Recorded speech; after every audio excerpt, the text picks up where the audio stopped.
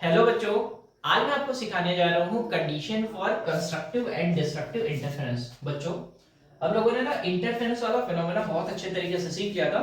और इंटरफेरेंस में अगर हम लोग बात करें तो ये सिर्फ और सिर्फ इफेक्ट है सुपरपोजिशन का। बच्चों, वहां पर हम लोगों ने ये बात करी थी कि अगर दो वेव्स की क्रस्ट और क्रस्ट या फिर ट्रफ और ट्रफ एक साथ मिलते हैं तो वहां पर आपके पास होता है कंस्ट्रक्टिव इंटरफेरेंस। और जहां पर एक वेव का क्रस्ट और दूसरे वेव का ट्रफ आकर मिल जाते हैं तो वहां पर होता है आपके पास दैट इज डिस्ट्रक्टिव इंटरफेरेंस। लेकिन बच्चों, दोनों में कंडीशन क्या होनी चाहिए? दोनों में कंडीशन ये होनी चाहिए कि जो भी दो वेव्स आ रही हैं दोनों के दोनों कोहेरेंट सोर्स से आए। कोहेरेंट सोर्स का मतलब क्या है? कोहेरेंट सोर्स का मतलब सिर्फ इतना सा होगा कि दोनों वेव की फ्रीक्वेंसी सेम होगी। दूसरी बात, दोनों वेव्स का फेज डिफरेंस जो होगा कांस्टेंट होगा या फिर जीरो के बराबर होगा। ठीक, तो यहां पर जो हम लोग कंडीशन पढ़ने जा रहे हैं ना, तो वहां पर हम लोग दो बातें बच्चों फाइंड करेंगे।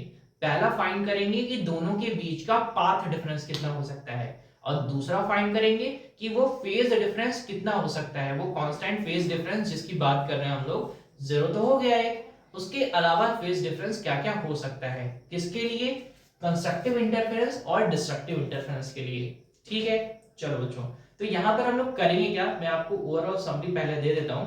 यहां पर हम लोग दो वेव लेने वाले हैं। दोनों वेव आप अच्छी तरीके से बताएं कि वेव का इक्वेशन हम लोग साइनसॉइडल नेचर का बताते हैं। तो हम लोग अगर कोई भी डिस्प्लेसमेंट इक्वेशन लिखे तो हम लोग लिखते हैं y equal to a sine omega t में या a cos ओमेगा टी में। इसको साइन के अलावा कोसाइन भी फंक्शन ले सकते हैं। लेकिन यहां पर हम लोग प्रूफ करने के लिए या फिर ऐसा बोले कैलकुलेशन को इजी बनाने के लिए साइनोसॉइडल नेचर का ही वेव ट्रीट करेंगे। ठीक है ना? अब होगा क्या यहां पर आपके पास दो वेव लेनी है तो एक वेव का डिस्प्लेसमेंट इक्वेशन लिखेंगे, दूसरे वेव का डिस्प्लेसमेंट इक्वेशन लिखेंगे। फिर हम लोग अप्लाई करेंगे सुपरपोजिशन प्रिंसिपल। सुपरपोजिशन प्रिंसिपल क्या है?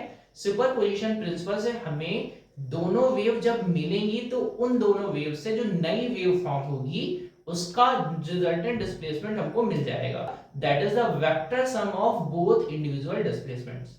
ठीक है, दोनों वेव के इंडिविजुअल डिस्प्लेसमेंट का वेक्टर सम कर देंगे तो हमें जो हमारे पास फाइनल वेव मिलेगी उसका रिजल्टेंट डिस्प्लेसमेंट मिल जाएगा। ठीक है, तो यानी यहां से हमको एक इक्वेशन मिलेगा वेव का, जो फाइनल वाली वेव मिलेगी। फिर क्या करेंगे? फिर हम लोग एक और रिलेशन इसमें एस्टैब्लिश करेंगे।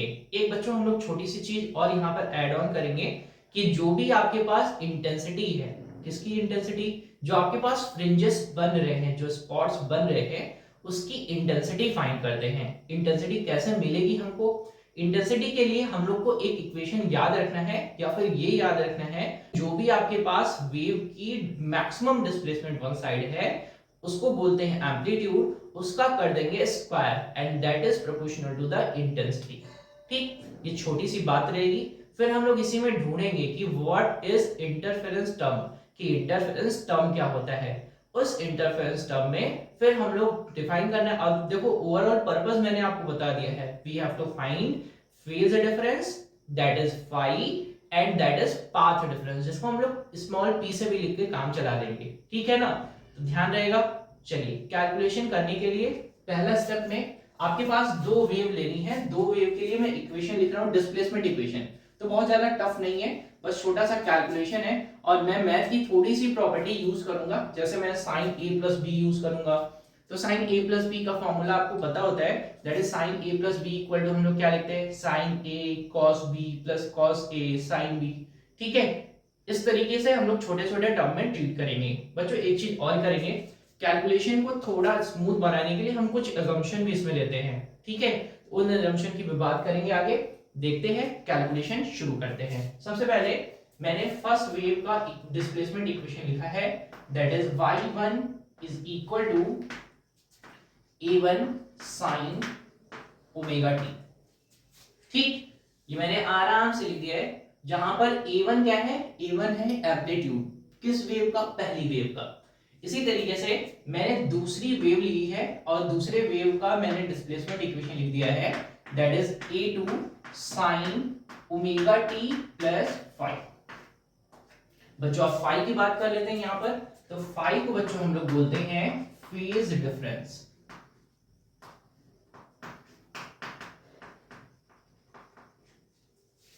ठीक रहेगा। तो कैलकुलेशन फेज डिफरेंस का भी करेंगे और किसका करेंगे, पाथ डिफरेंस का। चलिए देखते हैं सुपरपोजिशन प्रिंसिपल अगर हम अप्लाई करें तो सुपरपोजिशन प्रिंसिपल क्या कहता है कि भाई दो वेव के डिस्प्लेसमेंट है ना, इंडिविजुअल डिस्प्लेसमेंट, इनको मर्ज करके एक डिस्प्लेसमेंट बनाएंगे यानी फाइनल वेव जो मिलने वाली है। तो हम लोग लिखते हैं आराम से y यानी net displacement is written as y1 plus y2। ठीक है, ये एरो ये वेक्टर रिप्रेजेंटेशन है, मैंने आराम से लिख दिया है। अब करेंगे क्या, इनकी वैल्यू को सेट कर देंगे।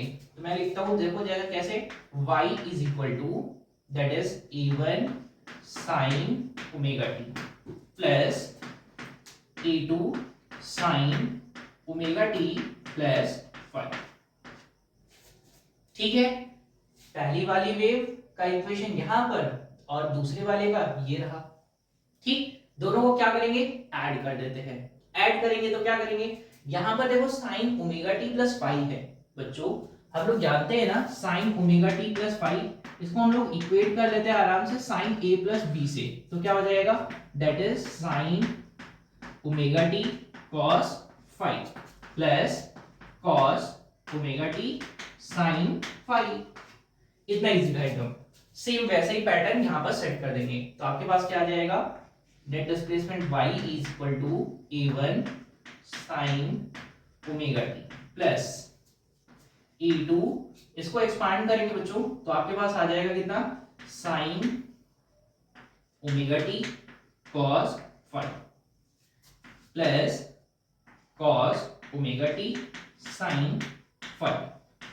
बच्चों अब देखो छोटा सा कैलकुलेशन यहाँ पे करने वाले हैं। सबसे पहले इस a2 को मल्टीप्लाई करेंगे तो यहाँ पर भी a2 का मल्टीप्लिकेशन हो जाएगा और यहाँ पर भी मल्टीप्लिकेशन हो जाएगा। तो मैं यहीं पर कर देता हूँ, यहाँ पर मैं a2 से मल्टीप्लाई कर दे रहा हूँ तो ये आपके पास हो जाएगा, एक लाइन मैंने कम कर दी है, a2 का ये मल्टीप्लाई कर दिया और इसमें भी आ जाएगा, it is multiplied by a2। ठीक है, कोई गड़बड़ तो नहीं करेंगे। चलो यहां से देखो, यहाँ पर sin ओमेगा t है, यहां पर भी sin ओमेगा t है, दोनों से कॉमन कर लेते हैं। तो लिखेंगे a1 यहां पर है, sin ओमेगा t मैंने कॉमन कर दिया है तो बचेगा इसके पास क्या, a2 cos 5 और यहां पर क्या बचेगा, sin ओमेगा t, क्योंकि मैंने sin ओमेगा t को कॉमन कर रखा है। ठीक है, चलिए आगे चलते हैं। फिर यहां पर इसके पास क्या बचेगा, इसके पास है a2 है, cos ओमेगा t है और sin 5 है। ठीक है, मैं एक काम करता हूं, लिखता हूं a2 sin 5 cos omega t। ठीक है, बात समझ में आएगी, कोई गड़बड़ तो नहीं करेंगे। चलो वेरी गुड। अब करेंगे क्या, एक छोटा सा अजम्पशन करेंगे, यहां से यहां पे a2 भी है, a2 cos 5 है बच्चों, तो ये यहां पे मैं a2 भी सेट कर देता हूं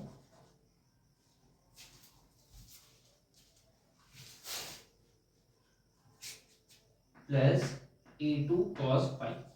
ठीक है, चलो अब क्या करेंगे, यहां पे छोटा सा अजम्पशन क्या है, उस अजम्पशन को भी लिख देता हूं यहां पर, या छोटा सा टेक लेंगे क्यों, क्योंकि मुझे एक इक्वेशन, फाइनल इक्वेशन बनाना है। तो करेंगे क्या, लिखेंगे a1 plus a2 cos 5 is equal to a cos theta. ठीक है, इन दोनों को कंबाइन करके एक टर्म में कर लिया है, that is a cos theta. और a क्या है यहाँ पर, a दोनों का कंबाइंड एम्पलीट्यूड है। ठीक है ना, चलो अभी समझाता हूँ कैसे। अभी क्या करेंगे, दूसरे वाले को भी ले लेंगे, यहां से लेंगे a2 sin 5, a2 sin 5, ये हो जाएगा आपके पास, दैट इज a, बस उसी दोनों को उठाकर ना यहां सेट कर देंगे तो आपके पास आ जाएगा, that is y is equal to, इन दोनों की जगह पर रखना है a cos theta sin omega t plus यहां पर रखना है a sin theta cos omega t। ठीक है बच्चों, देखो जरा, ये पूरा आपके पास फिर से वही sin a प्लस b वाला फॉर्मूला की तरह से लग रहा है, तो आप उसी फॉर्मूले में इसको चेंज कर देंगे तो आपके पास आ जाएगा, that is y equal to a sin omega t plus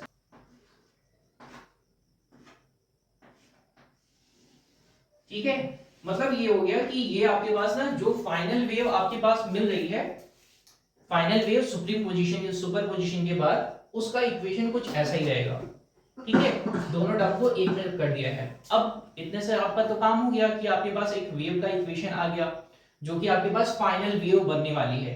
ठीक है, अब करेंगे क्या, हमें ना एक छोटा सा टास्क यहाँ पर और कंप्लीट करना है। हम इंटेंसिटी भी निकालना चाहते हैं। क्या निकालना चाहते हैं? इंटेंसिटी। चलो, तो क्या करेंगे, ये जो आपके पास दोनों अजम्पशन आपने लिया था या फिर दो वैल्यूज जो आपने मान रखी थी, इन दोनों को स्क्वायर करके ऐड कर देते हैं। क्या करेंगे? इनका स्क्वायर, ऐड स्क्वायर करके क्या करेंगे? ऐड कर देंगे। देखो, अगर मैं इस साइड का स्क्वायर करूं तो आपके पास आ जाएगा, यहां पे मैं एक छोटी सी लाइन बना देता हूं दोनों को सेपरेट करने के लिए। आपके पास ये क्या हो जाएगा? ये हो जाएगा a1 का स्क्वायर प्लस a2 का square cos square 5 plus 2 a1 a2 cos 5।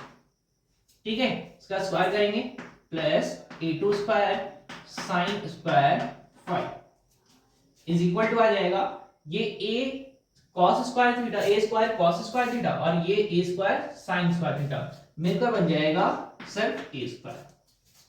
ठीक, तो मैंने बाद वाला टर्म नहीं लिखा है बच्चों, आपको अंडरस्टैंड है ये कि भाई ये आपके पास आइडेंटिटी है sin square theta plus cos square theta equal to 1। ठीक है, चलो अब करेंगे क्या, आपके पास देखो जरा, यहां पर आपके पास cos स्क्वायर 5 है और यहां पर sin स्क्वायर 5 है। तो आप एक काम करते हैं, यहां से a2 स्क्वायर को अगर कॉमन कर दे तो आपके पास दिख रहा है कि sin square 5 plus cos square 5 ये मिलकर फिर से एक आइडेंटिटी की तरह से बिहेव करेंगे, तो कितना हो जाएगा? 1 हो जाएगा। तो आप लिख सकते हैं a1 square plus a2 square, ये और ये मिलकर क्या बन गया? सिर्फ a2 का square plus 2a1 a2 cos 5 is equal to a square. ठीक, बस बच्चों ये छोटा सा कैलकुलेशन था। मैंने आपको बताया ना कि अभी हमारा टास्क कंप्लीट नहीं हुआ है। इनको, इस इक्वेशन को हम लोग ना इंटेंसिटी के टर्म में लिखेंगे। किसके टर्म में लिखेंगे? इंटेंसिटी के टर्म में लिखेंगे।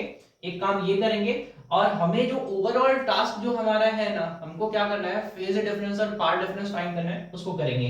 देखो जरा यहाँ पर आपको मैंने छोटी सी चीज यहीं पर बताई कि आपके पास जो भी एम्पलीट्यूड होता है, एम्पलीट्यूड और इंटेंसिटी का रिलेशन अगर हम बात करें तो वो हम लोग लिखेंगे that is I proportional to a square. क्या लिखेंगे बच्चों? I proportional to a square, जहां पर I क्या है? इंटेंसिटी। a क्या है आपका? That is amplitude, amplitude of wave. Amplitude का मतलब होता है maximum displacement from the mean position, maximum displacement from mean position. ठीक है, तो यहां पर अगर प्रोपोर्शनैलिटी को अगर हम हटाएं तो मेरे पास आएगा एक कांस्टेंट जिसको हम लिखते हैं I equal to k e का स्क्वायर। ठीक है, तो सिमिलर ऐसे ही क्या हो जाएगा, अगर मेरे पास I इक्वल टू क्या है, दैट इज k a का स्क्वायर, तो इसी तरीके से मैं I1 इक्वल टू लिख सकता हूं दैट इज k a1 का स्क्वायर, और I2 इक्वल टू लिख सकता हूं k a2 का स्क्वायर। ठीक है, सभी जगह पर वैल्यूज को सेट कर दूंगा। देखो जरा, यहां पर अगर रखूंगा, यहां पर रखूंगा और यहां पर भी रखने वाला हूं, तो यहां पर मैं सबसे पहले रखता हूं, तो यहां पर a1 का स्क्वायर, तो a1 स्क्वायर इक्वल टू क्या हो जाएगा, that is I1 upon k, I1 upon k के टर्म में आएगा, प्लस यहां पर कितना हो जाएगा, ये हो जाएगा I2 अपॉन k। ठीक है, चलो प्लस यहां पर आगे आ जाते हैं, आपके पास यहां पर क्या करना है, यहां पर हम रखेंगे 2 a1 की जगह पर आपके पास कितना आएगा बताओ जरा, ये हो जाएगा आपके पास square root of I1 upon k, square root of I2 upon k cos 5 इस वर्ड कितना हो जाएगा, कौन हो जाएगा, यहां पर आपके पास ये है a का स्क्वायर, तो a का स्क्वायर निकालने के लिए क्या करेंगे, a का स्क्वायर निकालने के लिए ये आपके पास स्क्वायर रूट में रहेगा पूरा, ऐसा कोई गलती नहीं करेगा, ये पूरा का पूरा स्क्वायर रूट में रहेगा, तो आपके पास कितना आ जाएगा, यहां से हो जाएगा that is I upon k। सभी तरफ से k आप सॉल्व कर लेंगे, k सेट करके काट देंगे तो आपके पास आ जाएगा that is I1 plus I2 plus 2 square root of I1 I2 cos phi is equal to I। ठीक है बच्चों, तो आपके पास नेट आपके पास आएगा intensity of wave, total wave जो आपके पास बन रही है बड़ी वेव, उसका इंटेंसिटी का इक्वेशन आप ये लिखते हैं, जहां पर I1 और I2 इंडिविजुअल वेव की इंटेंसिटीज हैं। ये जो आपके पास यहां से यहां तक ये टर्म आपके पास आता है, इसको हम लोग बोलते हैं इंटरफेरेंस टर्म। क्या बोलते हैं? Interference term. ठीक है, कोई गड़बड़ तो नहीं करेंगे। ये छोटा सा कैलकुलेशन हो गया बच्चों। ठीक, फिर से मैं रिपीट करता हूं, अभी भी हमारा ओवरऑल टास्क कंप्लीट नहीं हुआ है। हमें फेज डिफरेंस और पार्ट डिफरेंस चाहिए, जो कि यहां तक तो अभी तक तो नहीं मिल रहा है। तो आपके पास क्या मिला है? दो वेव को मर्ज करने से आपके पास वेव की एक इक्वेशन, और यहां पर आप एम्पलीट्यूड और इंटेंसिटी का रिलेशन याद रखेंगे। यहां पर आपके पास आएगा क्या? दैट इज एक ऐसा इक्वेशन जिसमें आप इंडिविजुअल इंटेंसिटीज को जोड़कर एक वेव की फाइनल इंटेंसिटी बोलने वाले हैं। ठीक बात रहेगा। अब यहीं से आपका कंडीशन शुरू होता है। तो देखो, ये जो इंटरफेरेंस टर्म है ना, यही रिस्पांसिबल होता है आपके पास कंस्ट्रक्टिव इंटरफेरेंस करने के लिए, बताने के लिए, और डिस्ट्रक्टिव इंटरफेरेंस बताने के लिए। मैं रिपीट करता हूं बच्चों, ये जो आपके पास इंटरफेरेंस टर्म है, this is overall responsible for defining constructive interference and destructive interference. तो मैं एक काम करता हूं, मैं इनको रब करता हूं, सिर्फ इस इक्वेशन को लिखता हूं और फिर कंडीशन हम लोग डिस्कस करते हैं। ठीक बात है, चलो तो मैं इसको रब कर रहा हूं। तो मैं उसी इंटेंसिटी इक्वेशन को लिख रहा हूं, that is I equal to I1 plus I2 plus 2 root of I1 I2 cos phi। अब मैंने आपको क्या बताया, इस टर्म को हम लोग बोलते हैं इंटरफेरेंस टर्म।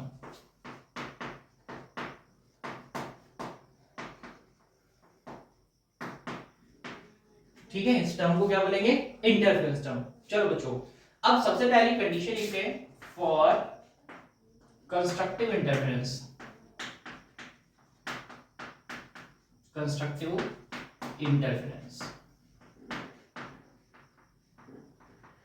ठीक है।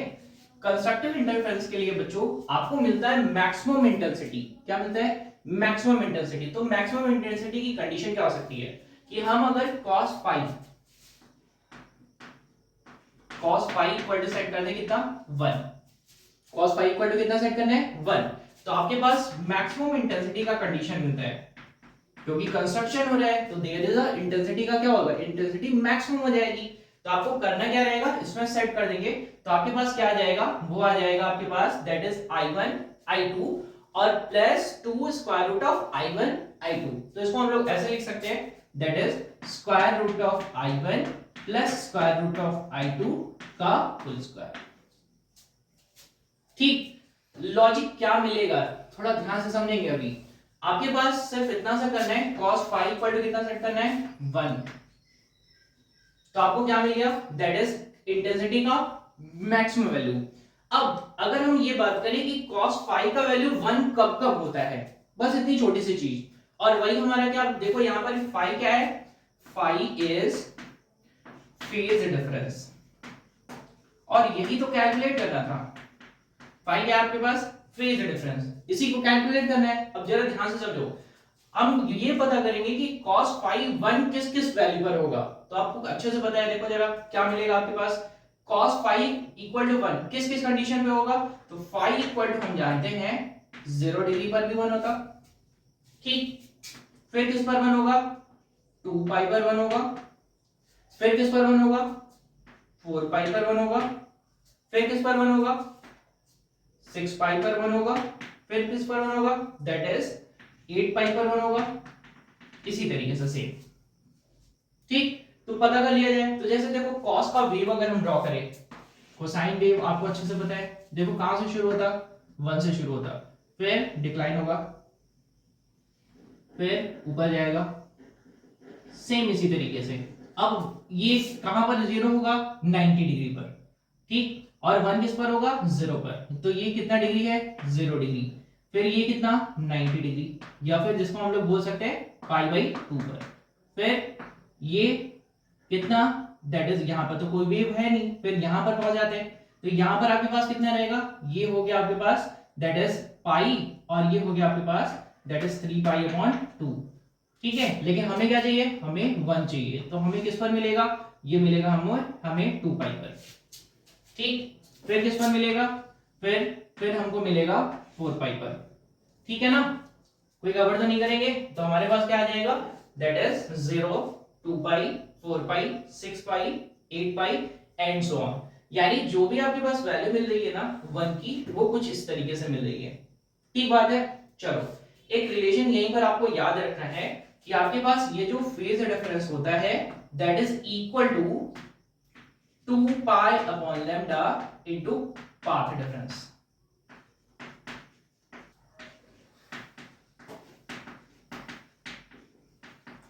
ठीक है, तो यहां पर सेट करके देखेंगे फाई का वैल्यू कितना है 0, तो पाथ डिफरेंस कितना हो जाएगा, जरा ध्यान से समझो, मैं ऐसे लिख रहा हूं that is phi equal to 2 pi upon lambda into p. ठीक है, आपको क्या चाहिए, पी चाहिए, पी की वैल्यू चाहिए आपको, तो पी का वैल्यू कितना हो जाएगा, वो हो जाएगा that is lambda upon 2 pi into कितना दैट इज 5। ठीक है, फटाफट वैल्यूज रखते जाइए। तो if I am taking 0 degree तो आपके पास p का वैल्यू कितना आ जाएगा, p आपके पास आ जाएगा 0। इफ आई एम टेकिंग 2 पाई, तो 2 पाई जरा सेट करके देखो, तो यहां पर रखना है कितना 2 पाई, तो आपके पास बचेगा कितना लैम्डा। अगर मैं 4 पाई रख दूं तो 4 पाई आपके पास रखूंगा तो कितना आ जाएगा, मैं रखता हूं यहां पर 4 पाई, तो लैम्डा अपॉन 2 पाई पहले से यहां पर रखना है कितना है 4 पाई, तो आपके पास कितना बचेगा, वो आ जाएगा आपके पास that is 2 lambda equal to 2 lambda. ठीक है, p इक्वल टू कितना आ जाएगा 2 लैम्डा, किस पर 4 पाई पर। अगर मैं रखता हूं 6 पाई तो आपके पास आ जाएगा p इक्वल टू कितना 3 लैम्डा। अगर मैं रखता हूं 8 पाई तो आपके पास आ जाएगा कितना 4 लैम्डा। ठीक है, तो ये डिफरेंट डिफरेंट वैल्यूज आपको मिलेंगी, यानी यहां पर सेट कर सकते हैं कि p की डिफरेंट डिफरेंट वैल्यूज के लिए p की वैल्यूज कितनी कितनी है आपके पास, 0 डिग्री, 2 पाई, 6 पाई, 4 पाई, 6 पाई, 8 पाई। तो इसी तरीके से आप लिख सकते हैं, कितना कितना लिखेंगे, तो लिखेंगे p equal to 0 lambda, 2 lambda, 3 lambda, 4 lambda and so on. या फिर इसको लिख सकते हैं p equal to that is n lambda. बच्चों ये कंडीशन आपको याद रखनी है हमेशा के लिए। कंस्ट्रक्टिव इंटरफेरेंस के लिए क्या मिलेगा, p equal to n lambda. ठीक है, और आपके पास फेज डिफरेंस कितना होगा, 0 डिग्री, 2 पाई, 4 पाई, 6 पाई, 8 पाई, जहां पर cos पाई का वैल्यू कितना आएगा 1। ध्यान से समझेंगे, कोई गड़बड़ नहीं करेंगे। 0, 2 पाई, 4 पाई, 6 पाई, 8 पाई, कुछ इस तरीके से। ठीक है, अब सेम प्रोसेस करने वाले किसके लिए, डिस्ट्रक्टिव इंटरफेरेंस के लिए। तो डिस्ट्रक्टिव इंटरफेरेंस के लिए क्या होगा बच्चों, आपको मिलेगा मिनिमम इंटेंसिटी। तो मैं लिखता हूं यहां पर फॉर डिस्ट्रक्टिव इंटरफेरेंस,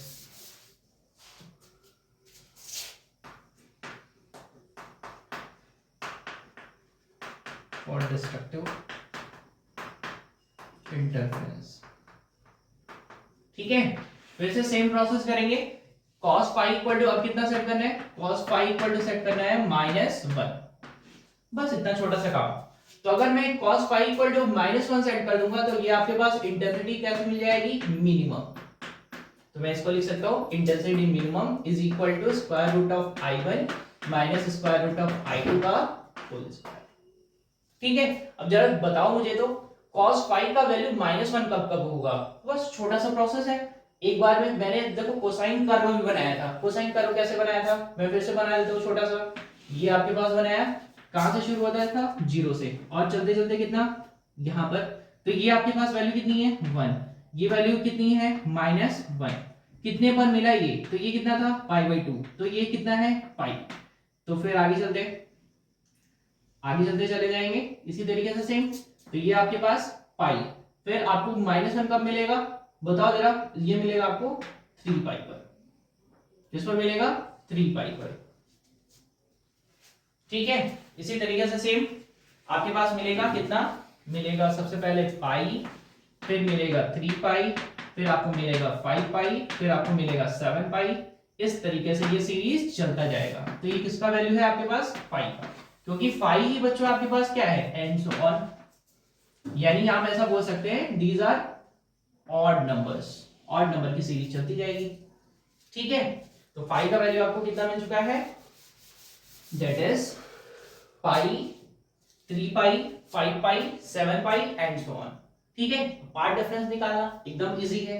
एकदम इजी कैसे है, यहां पर आपके पास सिंपली फॉर्मूला रखना है, क्या रखना है, पार्ट डिफरेंस इक्वल टू रखना है लैम्डा अपॉन 2 पाई इनटू फेजर डिफरेंस। बस छोटा सा टास्क। अगर हम पाई रख देते हैं यहां पर, तो आपके पास सपोज करो मैं यहां पर चार्ट फिर से प्रिपेयर कर रहा हूं, अगर मैं ये रखता हूं that is phi equal to मैं सेट कर देता हूं कितना, दैट इज पाई, तो आपके पास p इक्वल टू कितना मिल जाएगा, कौन बताएगा, यहां पर मिल जाएगा आपके पास लैम्डा अपॉन 2। ठीक है, फाई इक्वल टू अगर मैं रख देता हूं दैट इज 3 पाई, तो आपके पास कितना मिल जाएगा, आपके पास मिलेगा यहां पे 3 लैम्डा अपॉन 2। ठीक है, नेक्स्ट मैं रखता हूं फाइव इक्वल टू रख देता हूं 5 पाई, तो आपके पास p इक्वल टू मिल जाएगा that is 5 lambda upon 2 and so on.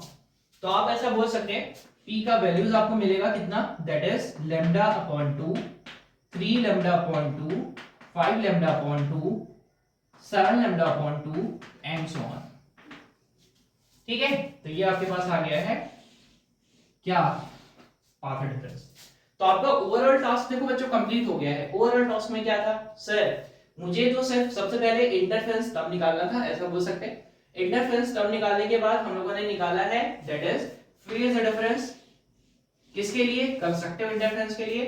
फिर हम लोगों ने निकाला है पाथ डिफरेंस, और पाथ डिफरेंस हम लोगों ने कुछ इस तरीके से निकाला है that is 0 lambda, 2 lambda, 3 lambda, 4 lambda and so on, जिसको हम लोग लिख सकते थे p equal to n lambda. इसी तरीके से यहां पर हम लोग लिख सकते हैं p equal to 2n-1 lambda upon 2। बस ठीक, this is for constructive interference and this is for destructive interference. ठीक है, समझ में आया है कंडीशन। देखो एक चीज मैं यहीं पर और क्लियर कर देता हूं कि बच्चों आप इस पूरी चीज को ना कंस्ट्रक्टिव इंटरफेरेंस और डिस्ट्रक्टिव इंटरफेरेंस को भूलेंगे नहीं। भूलने का नहीं मतलब क्या है कि जब भी आप अभी इसके आगे ना डायफ्रैक्शन जब हम लोग पढ़ेंगे तो हमें ऐसा लगेगा कि जस्ट इसका उल्टा हो गया है, तो उल्टा होगा नहीं, वो हमें लगेगा ऐसा कि उल्टा हो गया है, कि फॉर्मूला चेंज हो गया है, वहां पर जो कंस्ट्रक्शन में था वो डिस्ट्रक्शन में होने लगा है। तो अभी देखेंगे कैसा। ठीक है, तो आप इस पूरे के पूरे कंडीशन को याद रखेंगे। For constructive interference we have to take p equal to, यानी p that is path difference, यानी आप उसको पाथ डिफरेंस कितना लेना है, दैट इज n लैम्डा के बराबर। ठीक, और आपके पास डिस्ट्रक्टिव इंटरफेरेंस में आपको लेना है path difference 2n-1 lambda by 2 के बराबर। जहां पर आप सीरीज में अगर काउंट करें तो ये आपके पास ऑड नंबर की सीरीज है, और ये आपके पास कौन सा, इवन नंबर की सीरीज है, 0, 2 पाई, 4 पाई, 6 पाई एंड सो ऑन। ठीक है, तो मैं बच्चों उम्मीद करता हूं कि आपको ये लेसन अच्छे तरीके से समझ में आया। अगर फिर भी कोई दिक्कत रहेगा तो आप प्लीज बताएंगे। ठीक